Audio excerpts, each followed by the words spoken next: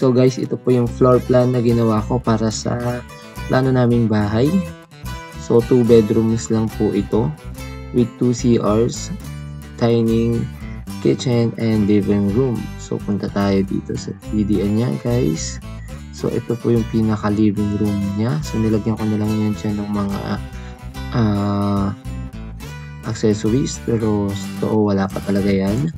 So, ayun lang yung pinaka-plano niya. So, open lang siya. Mas gusto ko kasi yung open para medyo maliwanag siyang tignan at maluwag siyang tignan. So, dito sa bandang kaliwa ay meron siyang parang library.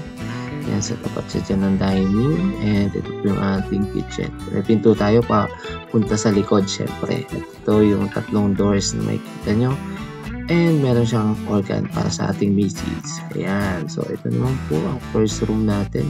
Yung medyo maliit na room. Ayan. So, meron siyang double size bed. And may closet na rin ako nilagay dyan. So, dito naman po yung ating CR sa gitna. Ayan. Makikita nyo may lavatory na yan. May shower room. And may toilet syempre. So, ayan po yung ating first na CR. So, ayun po yung magsisilbing main CR. Ito naman po yung ating master's bedroom. So, medyo may malaking closet dyan. And queen size bedroom.